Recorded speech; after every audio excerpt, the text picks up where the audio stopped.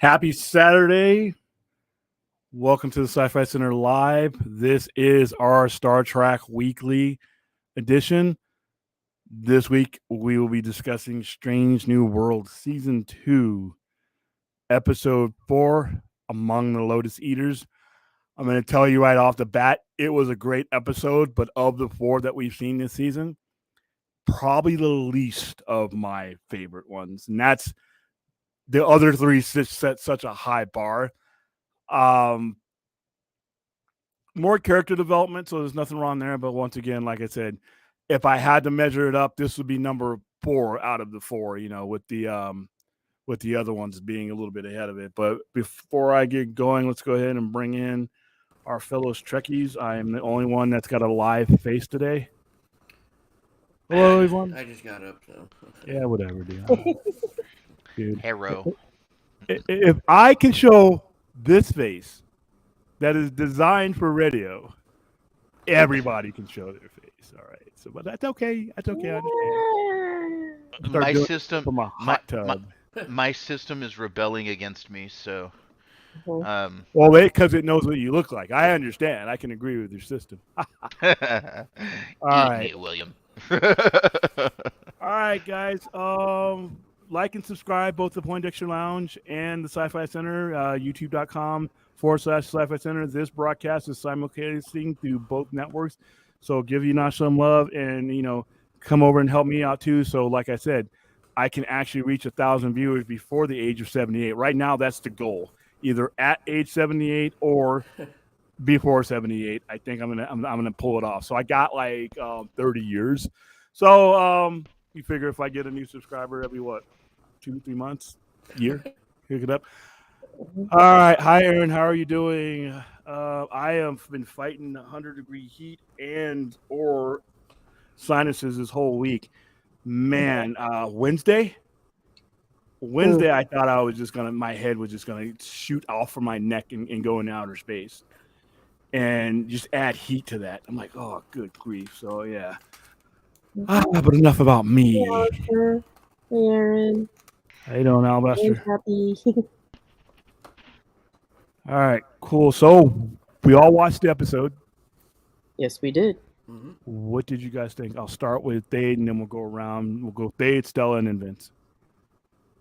Okay, so this episode, like you said, not a bad episode, but not one of the best, not in my opinion, for this season. Took too long to get to a point, and there were a couple of things that kind of grated on me that happened in the episode.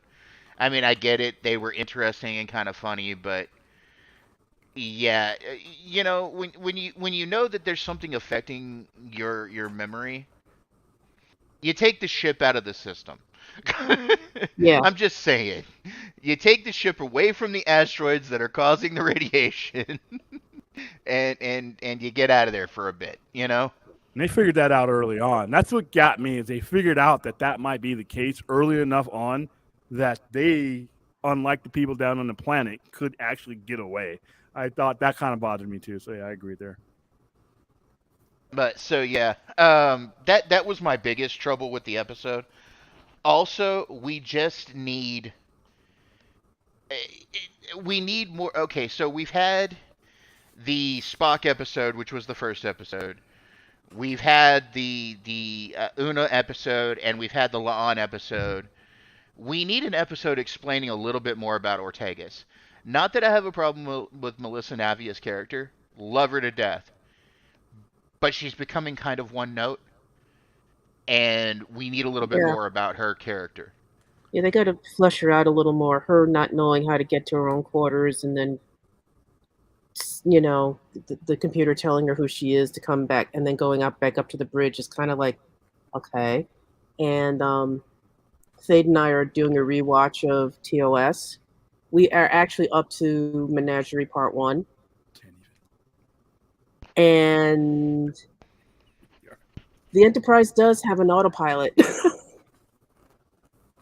It needs to be commanded to, but it does have an autopilot. Plus, the one thing that was stuck in my head was what Pike was saying in the cage My only yeoman and 2 others dead, 7 injured. Of course, it didn't. In that old episode with Christopher Hunter, there was no mention of Spock being injured and the consequences of not doing a thorough job in recovering all the bodies. So that answered that question that I couldn't remember.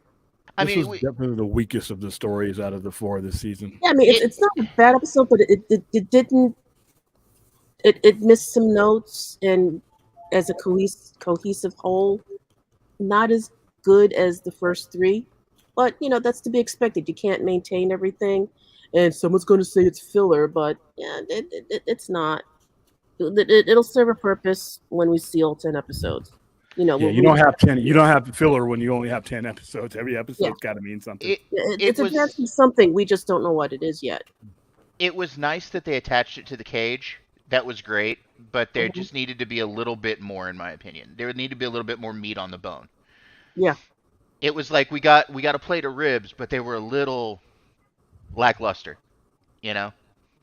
Mm-hmm. Other than that, it's. Oh, I'm sorry.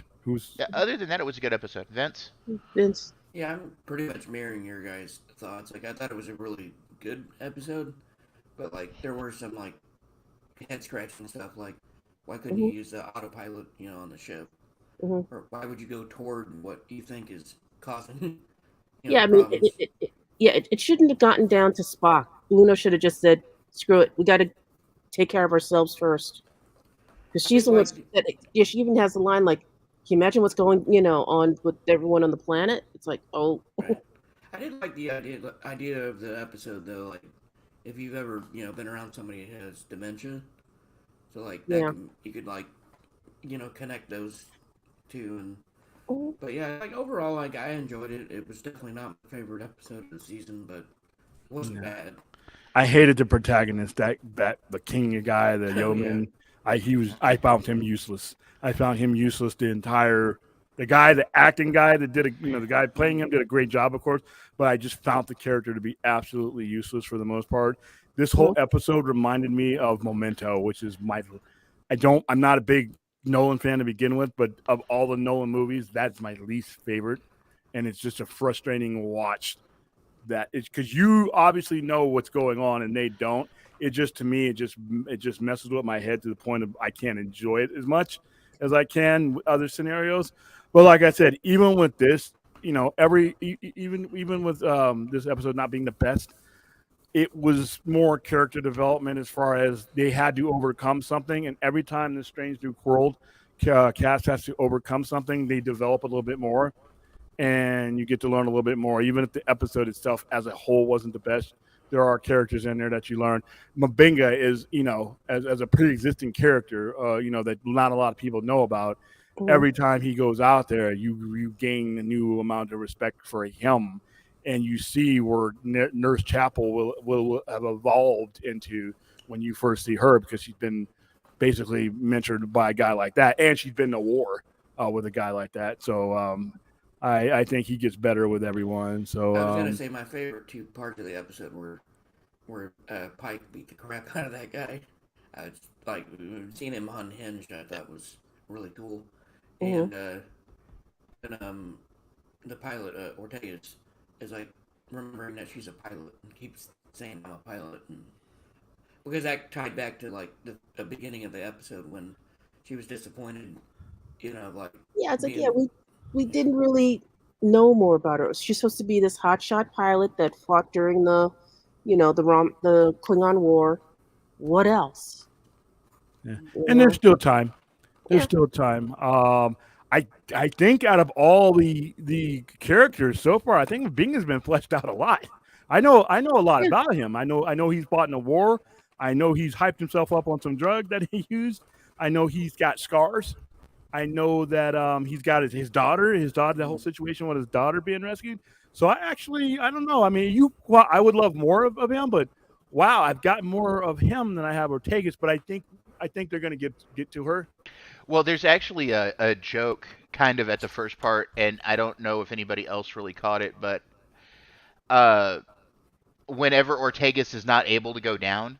I think we got a bait and switch with this because a lot of people thought this was going to be the Ortegas episode for the season, but I think we got a bait and switch on it. Because there's a point at the first where she's going to go, and then Pike tells her she's got to stay on the ship. But Pike looks at her and goes, "But we'll get you next time." Yeah. I think they kind of gave a meta joke there. Like, Well, she's hold on a always minute. gonna go down, yeah. Yeah, hold on a minute. This is not her episode yet. You know, we're getting there, but it's not hers yet. Plus her position. If you look at the original Star Trek, and if you look at all the Star Treks in general, that position of the helmsman, unless it's being manned by, like, okay, let's say for instance, Next Generation, unless it was Wesley Crusher or Data, and Data was not always there, it was some unknown person that was really never developed. And if you look at the original series, even though you had Sulu really, if you look at those episodes, there's very little that he actually takes the forefront, and actually much to his chagrin of George Takei, because he's like, we were always in the shadows. But even though they had significant time, they never really had too many things about him. And if you look at a lot of the shows in general, that position alone is kind of underserved as far as story goes. So that's probably something that they can improve, Well, we're still going to have several years of her because the handoff of her position, helmsman, will go to Sulu eventually. It's like, we're still in a holding pattern waiting for Scotty to show up. I think they only have another year with this crew. Because if you look, look where Kirk is right now, rank wise, and look where they were going to do. Was it 5 to 7 seasons? Yeah, they are, but I don't think it's going to be this crew. I don't think it's they will be. They'll change out slowly. Yeah. But they still have to change them out slowly. Like I said, I love Carol Kane. I'm glad we have Pella, but eventually Scotty's going to have to show up. I think he shows up soon. You know why? Because you figure, I'm looking at where Pike is in his career, and he's at that point. He's getting really close to being a fleet captain. To where he gets fleet captain, and he gets reassigned. Because they're talking about, if you look in the episode, they're talking about promotions to Commodore and fleet captain and things like that. And this is the time, if you look at his career in the Prime universe, where he leaves the Enterprise really soon, and Kirk takes over. Because remember, something happens, and Kirk goes from lieutenant to captain. That's one thing him and Picard have in common, is they both went from lieutenant to captain. They were never lieutenant commander. They were never full commander. They went from lieutenant, to full captain. So Kirk is. I think that you're going to start seeing, and this is what makes this season and maybe the next one so interesting, because you should start seeing that transition to where the shows split up. Now, my question is, are they going to follow Strange New Worlds with Captain Kirk, or are we going to be leaving the Enterprise and following Pike? Okay, so according to the timeline, all right. Pike's accident happens in 2266. Okay. Where we're sitting now in the timeline is like 2262. But that's all changed, though. Remember? It's in flux a bit. No, this is even Spock said that accident is 7 years in the future. This is an updated timeline, by the way, that I'm reading from. I'm reading from the news. Oh yeah. But his accident. Now remember, though, his accident happens well after he's left the Enterprise, though. So at what point does he leave the ship to become this? Because he's been at that position where he gets injured for quite a while, if I understand.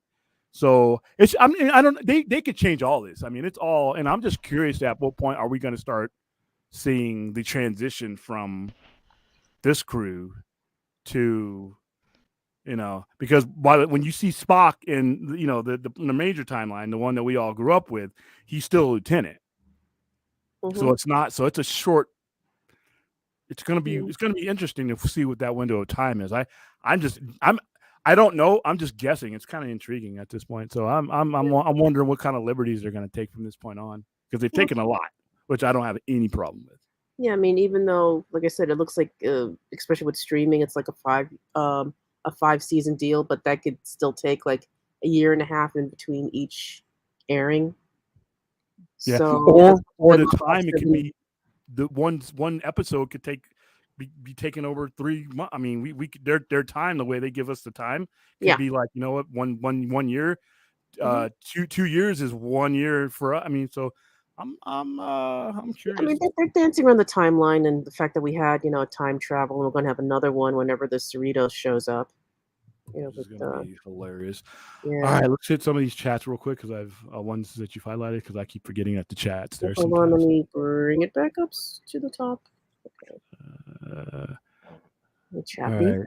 Question: as a diehard Star Trek fan, how do you feel when some old Star Trek fans say Star Trek is controlled by morons and idiots? Uh, Idiots, especially with Robert Meyer Burnett, which I know you had on the show. First of I all, just oh, good. Chappie, we don't mention other YouTubers here. I know what you meant to do here, but we don't mention other YouTubers. We have a reason for that. We don't like to cause drama with other YouTubers. So, Hmm. in the future, can you please not mention other YouTubers? Thank you. Hmm. Well, I just go ahead. I disagree with the sentiment that some of those older Trekkers. You know how I feel. I have a name for them. I have a term for them. I call them old Trek fan. I love the fact that we are all Trek fans, but at the same time, I think the opinions of old Trek fan were existed at the detriment to Star Trek in general. I don't like the closed mindedness that mentality takes sometimes. I think that attitude does not allow for Star Trek to grow and be handed down to different generations. I see Star Trek as a prism that everybody gets what gets a different point of view depending on what direction that they're looking at it. I don't think Trek is monolithic, and I think some of these guys say, well, no, this is it, you can't mess around with this, and I'm like, yes, you can. It's a TV show. It's a TV show that is going to be handed down from one generation to the other. And once it's put into the hands of that generation, it is for them. It's not always going to be for us. Well, it's also okay. So people want to hold the all powerful canon in order. You're talking about a series of shows and movies that have changed the timeline upwards of 70 plus times. Okay, you've gone to different timelines, you've changed this and that. Dude, canon's gonna be all over the place. Now there's a few Nexus events that have to happen, but they always reinsert themselves in the timeline. So it's kind of a I don't know. Watching a science fiction show, you can't always demand that canon stay the same. Canon's going to be fluid when you're dealing with time travel. Sorry, that's just a fact. Um, and again, as far as I can tell, I'm 58 years old. I was in diapers when the cage was being what you call it, approved at Desilu. If you want a gatekeeper, I should be it. I've come up with a saying for myself, saying I'd rather have some form of Star Trek in my life than without. Because I do like the stories that they tell. Gene Roddenberry's original vision of the wagon train to the stars. Um, Morality plays presented in a science fiction format. I think before we go on to the next question, I'll leave it with my final word on this. Is it belongs to everyone. Yeah. Star Trek, Star Wars, all these things, it's not an audience of one. You have to understand that where you're coming from, and when I hand this over to a 20-year-old kid who I want to grow up and be the 48-year-old that is embraced in keeping Star Trek alive, it belongs to everyone. So everybody has a right to their opinion, but at the end of the day, it belongs to everybody. So go ahead. Next question. This one's for Thade.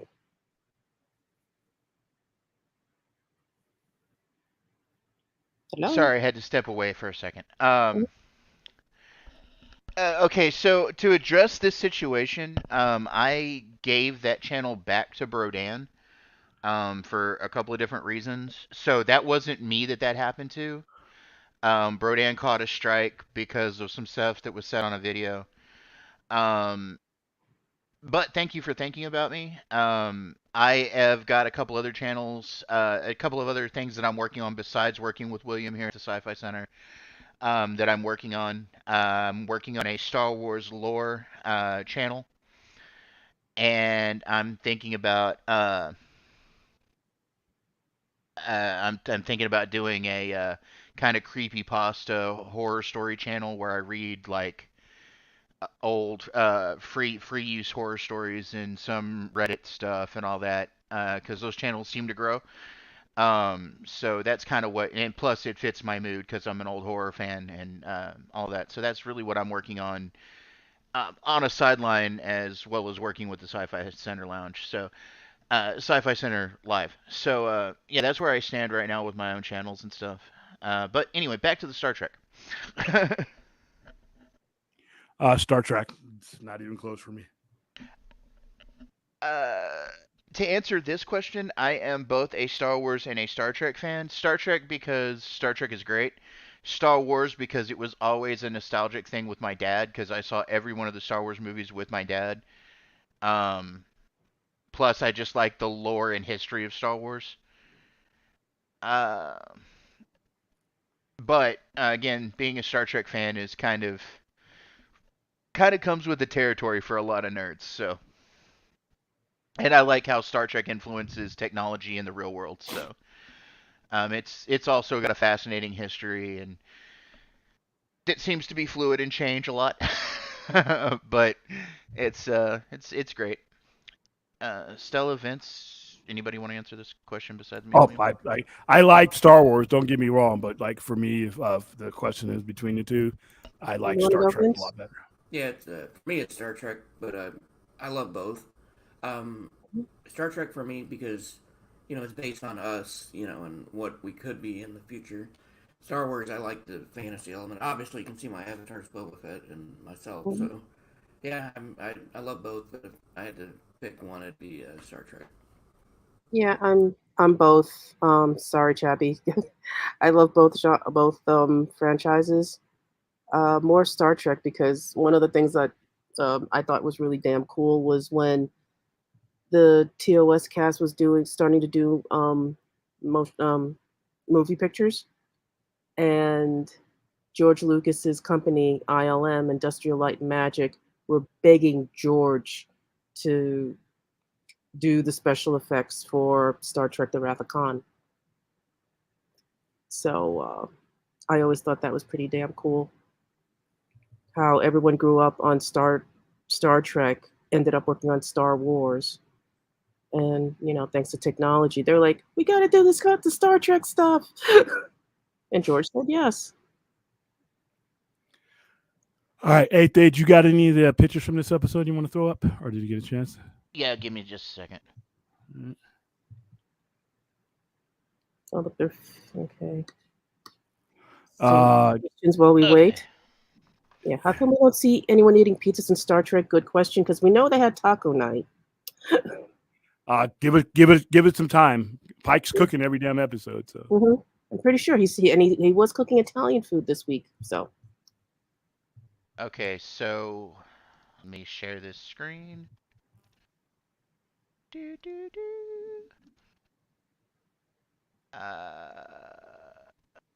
Okay, so here we have a. Where's my? Can we just do it like this? Here we have a picture of them at the start of the episode when they're getting ready with the Rigelian dress and all that to go on the away mission. Of course, yeah, they had on. we've got Lon and Ortegas and Doctor Mbanga. Let's see. Here we have Pike dressed in the Rigelian uniform. And here's the totem over here that told the story of what happened to the planet.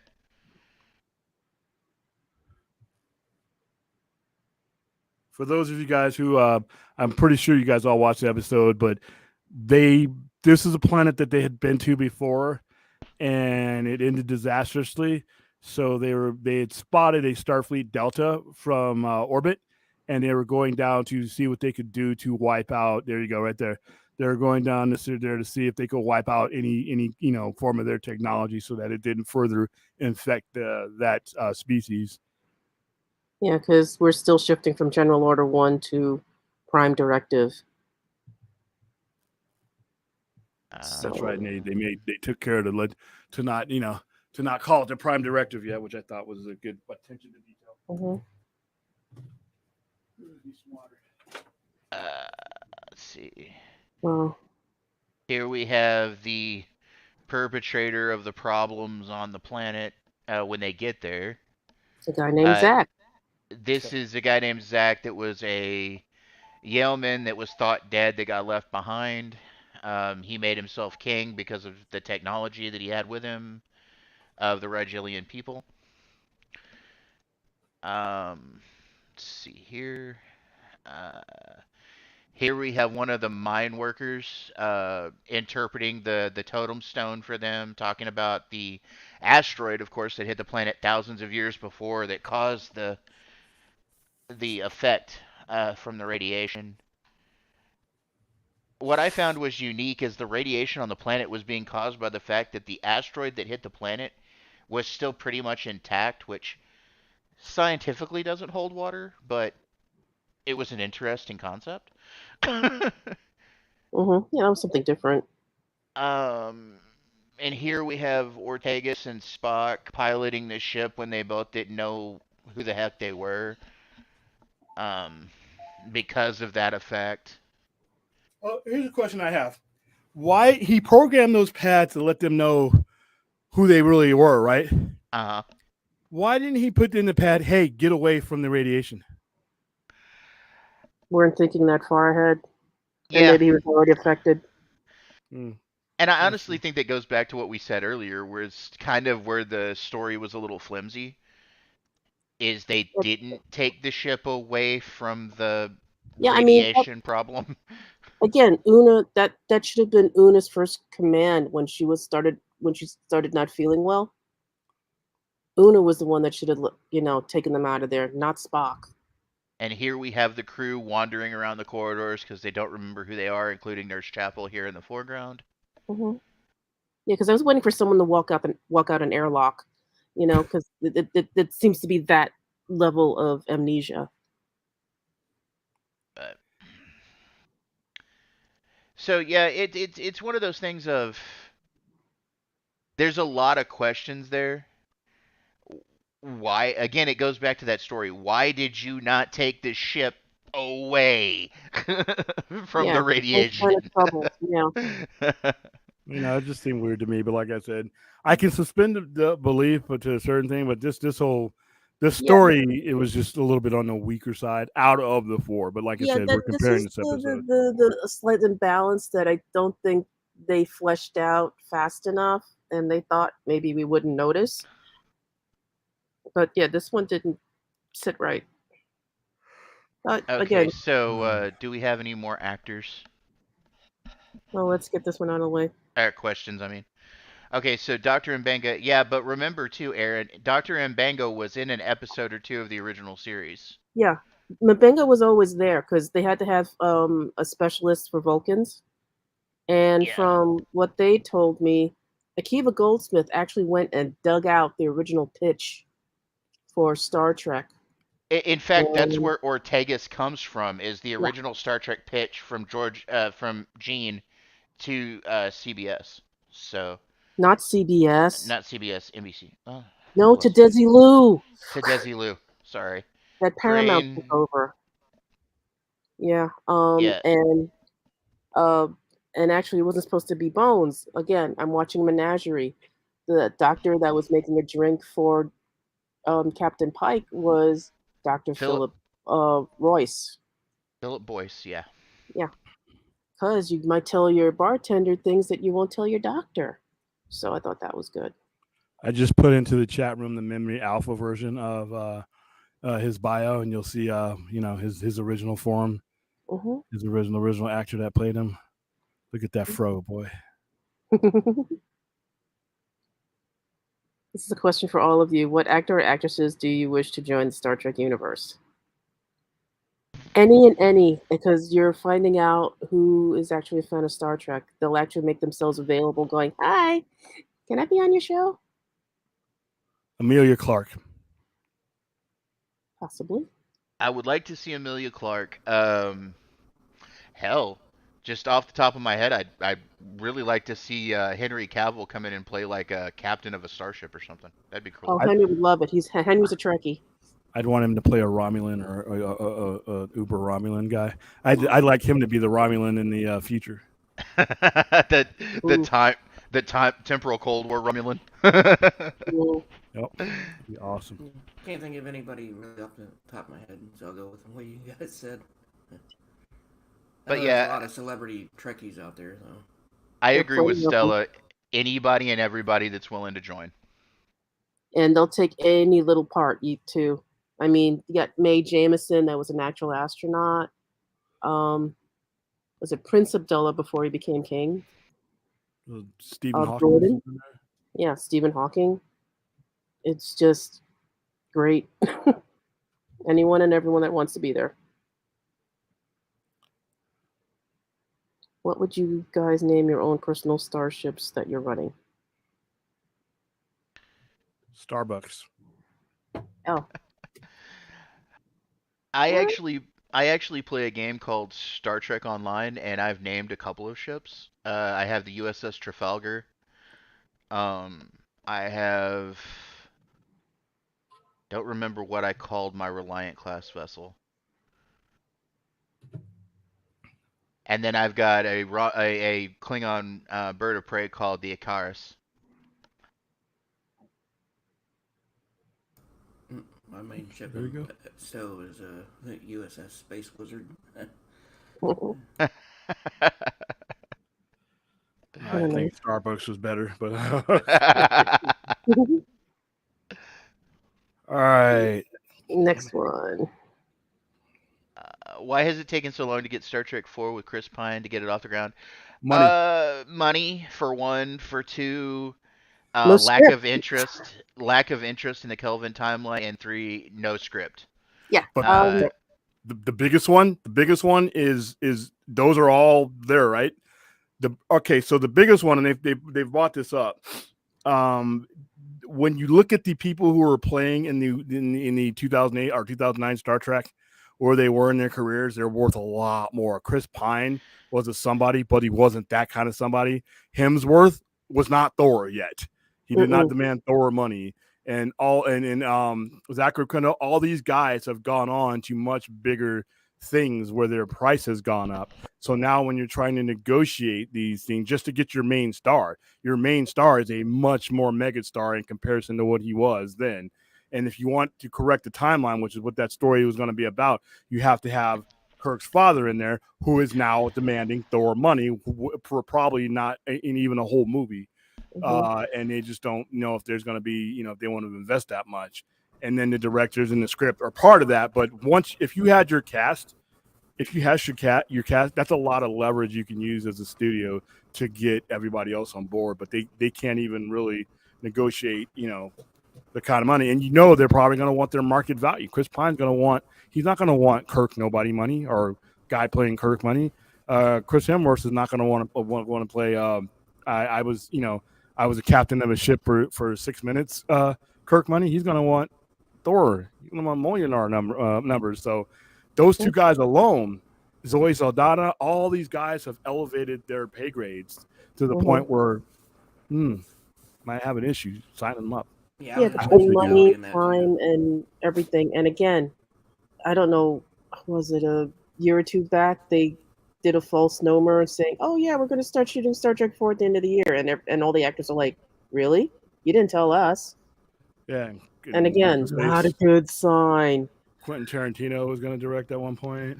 Yeah, that was a mess. So I think it'll happen. I just don't know when. Yeah, I mean, it's still on the back burner. Just don't know how long it's going to take, especially with the writer's strike. Again, first and foremost, you need a script before you hire your director and your cast.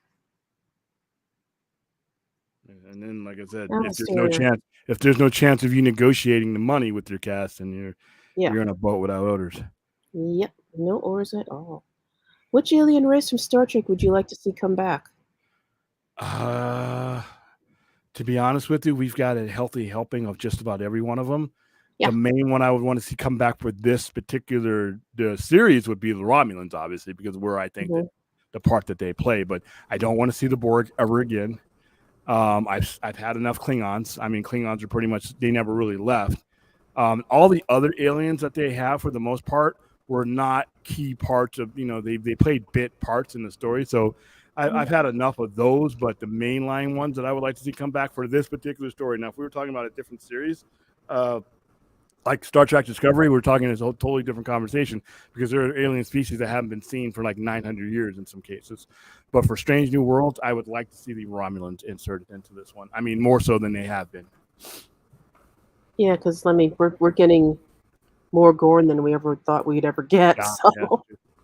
Yeah, but they've much, now much become to old Trek disdain. Oh my goodness! But now they've become the Xenogorn, and they've become. I mean, even Anson Mount said that the Gorn have now become a horror thing, and that's the angle they're playing with the Gorn, which I think makes them more interesting than a guy in a rubber lizard suit. You're going and moving slowly. Which old Trek fan wants us to stick with too, by the way.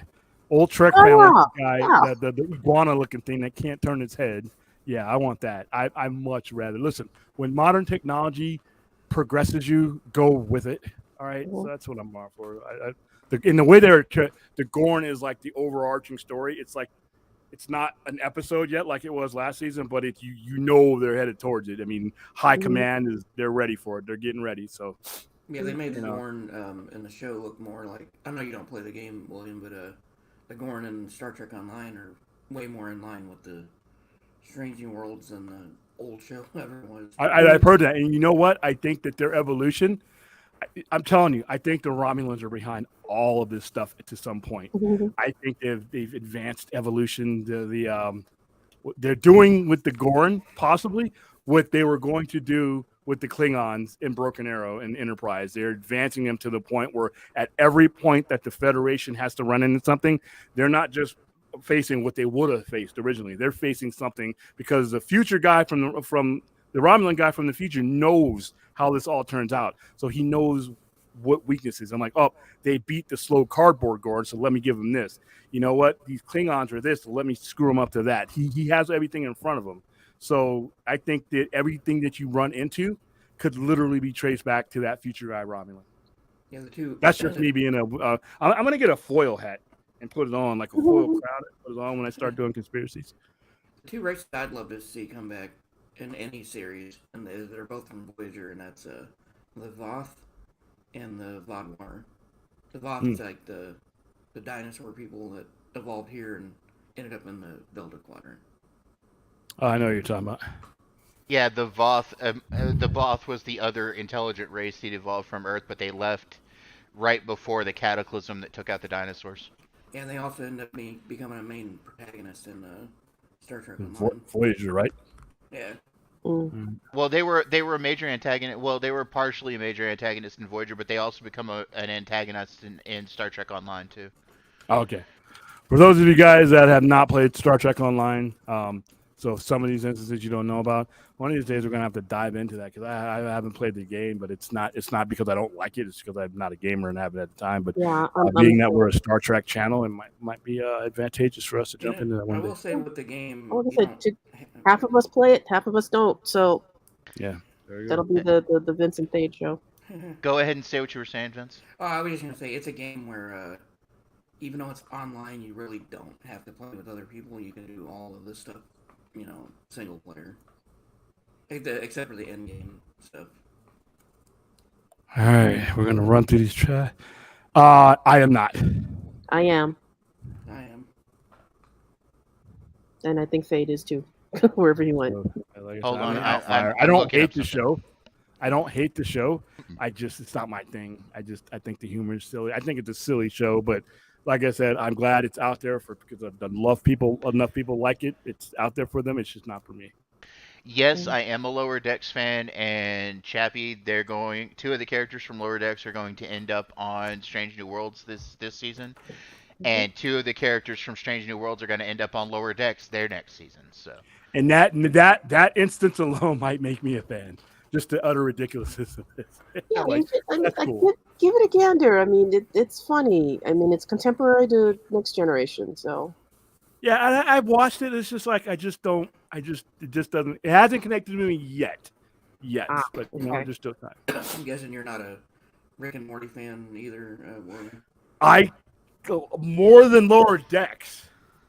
More than Lower Decks. I've actually, I've jumped into Rick and Morty later on and the character development of Rick and Morty. There was a season 4 finale that I watched by accident because I accidentally recorded it, and that was the first ever episode of Rick and Morty that I ever watched. It was the one where his daughter is the clone, and he doesn't know which one, and they all just leave him. And you just get from that episode alone that this guy has taken a lot of risks, and he's starting to get bear the consequences of him being this mad scientist, and that he's put his entire family in danger on like every episode. So I could connect with that a little bit more. The grossness of it, the green shit that's always coming out of his mouth. I mean, all that stuff, and just the nastiness of it. That's kind of like the Ren and Snippiness of it that I just ignore. But I've watched a few episodes of that, and I could see me getting more into that. With Lower Decks, it's like there's just a certain type of Star Trek that I'm into, and Lower Decks just isn't it for me. It's more exhibition than anything else. But like I said, you're never going to hear me say I want that show gone or canceled. It's out there for the Trekkies that want it. Enjoy it. I just haven't made that connection. But like I said, I'm open to that connection being made. It just hasn't been made yet for me. Yeah, that's pretty much my feelings on Prodigy. Like, I tried to get into it, and it's just... I love Prodigy. But I would never want to... I mean, I'm sad that it got canceled. But it's probably going to get its second... I think somebody's going to pick it up, but, we'll have to wait and see. Food and drink. Oh, shit, dude. This would be Frappuccinos. I'd be getting, like I said, right now, every day I have one Frapp a day. Keeps the psychos away. So what I would get, it would be a venti Frappuccino, double blended, no whipped cream, sugar-free vanilla, 3 ad shots. That's what I as for me, this would be a 7 and 7 for all of you that understand alcoholic mixed drinks, and lasagna just about every chance I get. Oh. Weirdly enough, I was gonna say 7 and 7 before I decided to say steak and an IPA. What is 7 and 7? Because I'm the non-alcohol drinker on the panel. So It's damn, 7 and 7. It's Seagram's 7 with 7 Up mixer. Oh, okay. Okay. Yeah, I'd be hanging out with Deanna Troy. I'd be hot fudge sundae all the way. I'd probably gain like 400 pounds if I had a replicator. Yeah, but we have Just a gym. I'd get up. I just wake up in the middle of the night and be just like, you know what? Just make me spaghetti and meatballs, just because it would be so easy. Mm-hmm. Well, I think Next the question. replicators made to make it all healthy or something. Yeah, but you still eat enough healthy stuff. You can still put on 500 pounds. Not every meal, but Oh, absolutely, numbers. Absolutely. I could see Denny Villeneuve could direct a Laverne and Shirley movie, and I would go see it. Dude, could you imagine how cinematic a Denis Villeneuve Star Trek movie would be? It would be huge. It would be like Dune. I mean, just that second trailer for Dune Part 2 was cinematic in itself and amazing, and that's just the trailer. Could you Old Trek fan would shit rockets at the sight of a Denis Villeneuve Trek. They would be like, "This isn't." Oh, they would. I could hear it now. I could hear it now because he would do it on a scale that it would literally change Star Trek. It would change Star Trek. Once you watch what I think he would do with Star Trek, I think it would change how the rest of the world, especially new Trek fans, would see Star Trek, and that would set the bar. An old Trek fan will be running through the village with torches like they were chasing Frankenstein. He'll be Yeah, publicly number one, and I'll love every minute of it. it would definitely be a problem. The weird thing is, Zack Snyder was at the Strange New Worlds premiere. Yeah, he was. So I am thinking Paramount might be talking to Zack. Dude, That's could you just my imagine? personal opinion. Could you imagine a Zack Snyder Star Trek movie? Yeah, an old Trek fan. Better than the Quentin Tarantino one. They And would, I old like Trek fan Tarantino. would, Yeah. old Trek fan would blow themselves a new asshole. They would Yeah, literally be like, I'd be there telling them, calm the F down, you'll be fine. I would be like, you're the buffalo. Here's the cliff. You can go off of the cliff with the, or you can turn around and go with the rest of the herd. We've had, listen, our generation has had our entire lives worth of Star Trek that we enjoy. I am okay with this thing evolving into something else. I want to be 90 and look back at just some mind-blowing Trek and be like, wow, dude, that's what I've seen my entire life, I could see a Zack Snyder Trek cinematically, like harkening back to old Nicholas Meyer movies, the Nicholas Meyer Trek movies. That would be awesome. Yeah, and just to name Zack Snyder, you would bring up people who aren't even watching Star Trek that just want to crap on him. What is he doing to Star Trek? What is Star Trek? I don't know, but what's Zack Snyder doing? I can see it now. Boy, we'd have to put on our body armor for that. Going back to something Stella mentioned, I was never really on board with the idea of Tarantino doing a Trek movie. I like his movies, but not with Star Trek. I was like, I think here's the thing, though. I never want to get into the trap of letting a director's previous work exclude him from doing something completely different the next time out because of what Jonathan Demme taught me. Married to the Mob, the same guy who made rom-coms and Married to the Mob, a movie that I wouldn't watch even if he did the whole Clockwork Orange eyelid thing for me. I would not watch that movie. But yet that same guy did Silence of the Lambs. So I think at some core, a storyteller is a storyteller, period. Yeah. I really think I'm kind of disappointed that I didn't get the Clinton because I really think that he would have been capable. It's kind of like the James Gunn effect.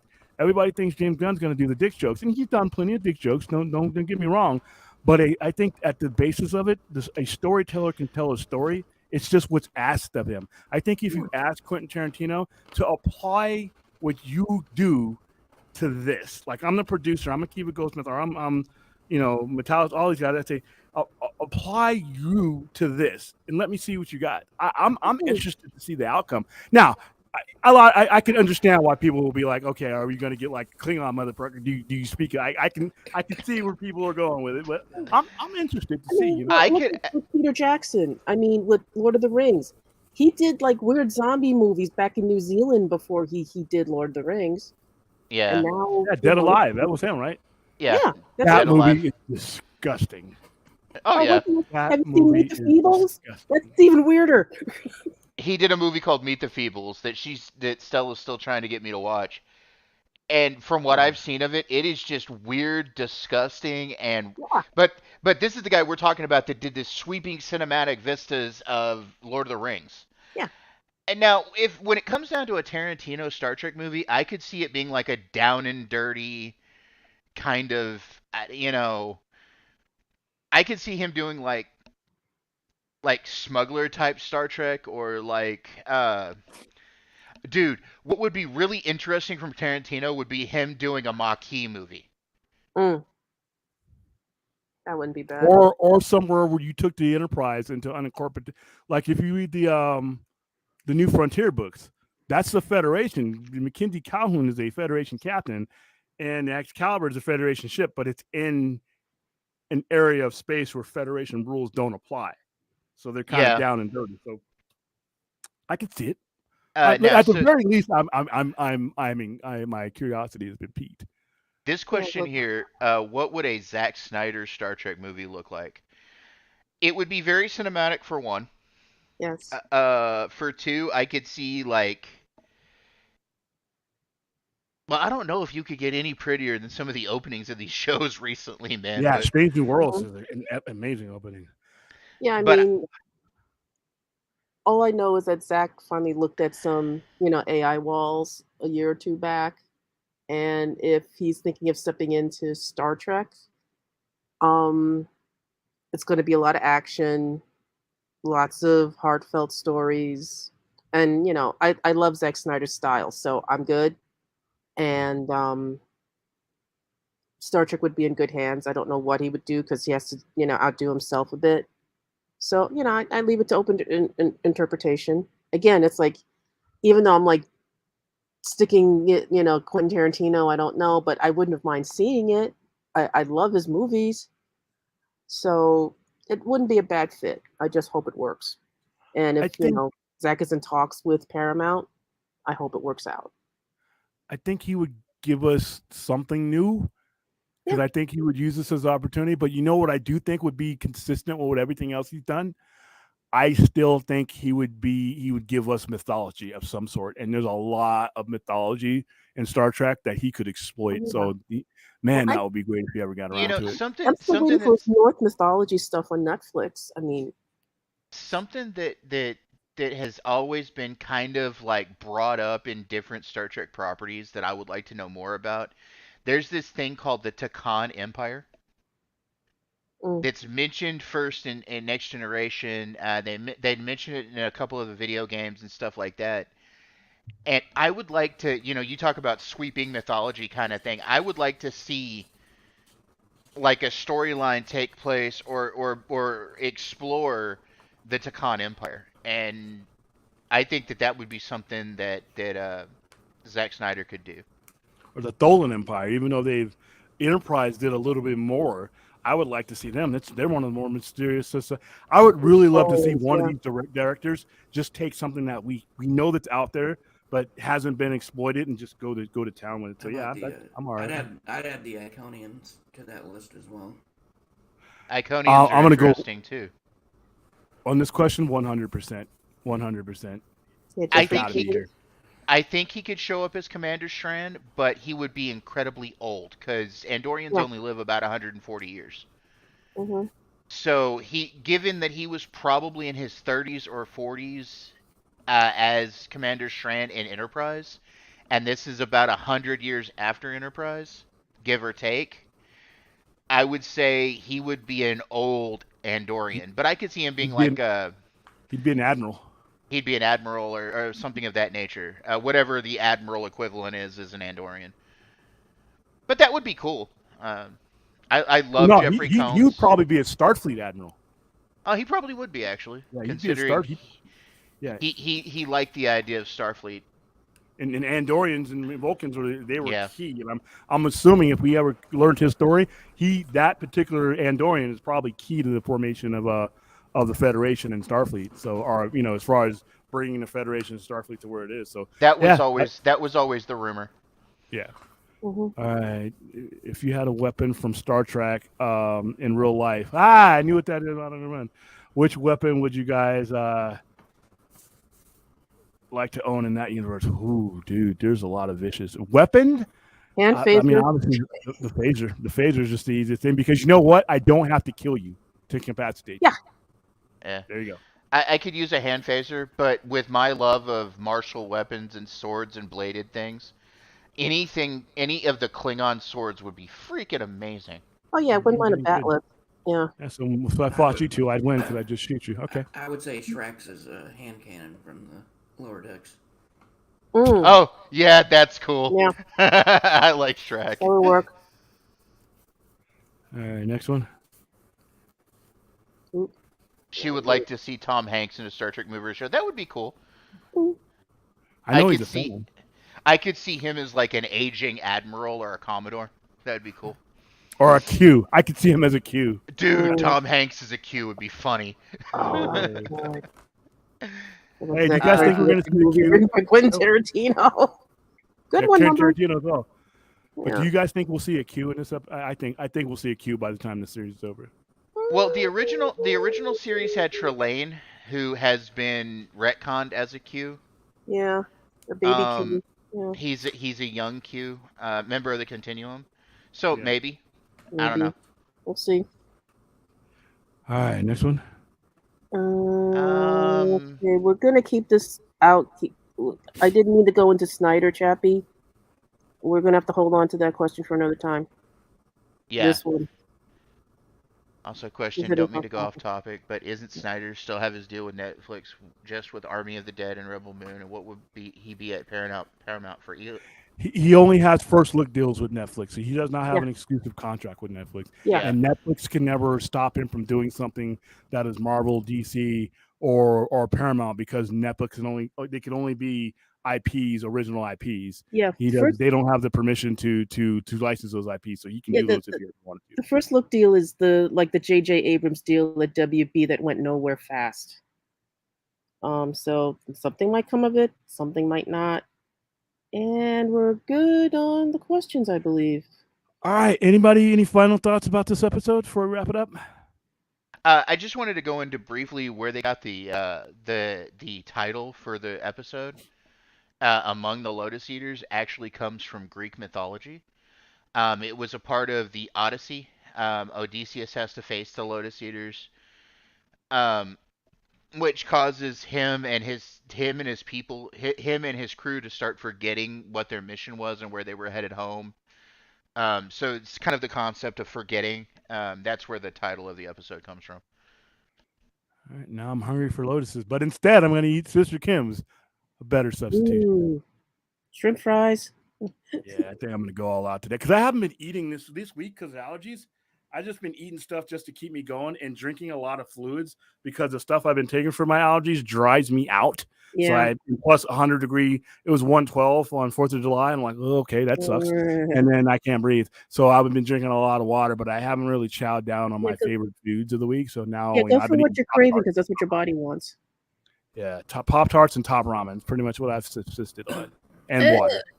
So and like I said, it's all microwavable. So I've been living like hell. All right, on protein and zinc for your immune system.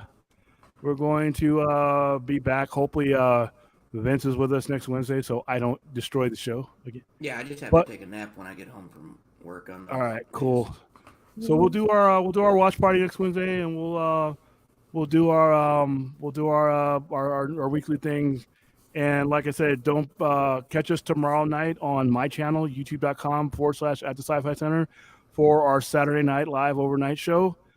This will be the first time we're going all exclusive on that show. So if you haven't already subscribed to that channel, go ahead. And because like I said, that's where that show will be. And I got a new show that I'm working on called Wrestle Sunday. And that'll be on both channels. And that will basically, as soon as I know, you're welcome, Aaron. As soon as I know exactly where Enosh is going to be streaming, usually from before Sunday nights was a big night for Enosh to stream. If he does not stream on Sunday, then at some point I'm going to put Wrestle Sunday either before or after that show, or I might pre-record it on Poindexter Lounge and then air it live on the other channel. But I know there's a lot of wrestling fans that are on the Poindexter Lounge, and I need to address my wrestle geeks. Other than that, we will see you guys tomorrow night, and the next time we see you, and the next time we see you live on both channels will be next Wednesday for the live watch party, unless I get a hair up my ass and I decide to go ahead and just stream out of nowhere, which happen, which means you'll probably see me a lot sooner than that. All right, for Thade, for Vince, for Stella, that's our show for this week. Thank you guys for being here. Live long and prosper, everybody. Okay, so now we all got to come up with a saying now. You caught me off guard, damn it. All right, well, I'll come up with something next week. What's your captain saying, William? Yeah. What the hell are you people doing? All right, guys.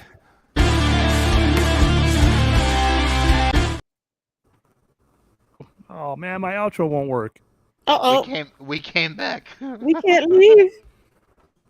I love my outro. Why isn't it working? Do you know what StreamYard, you sons of...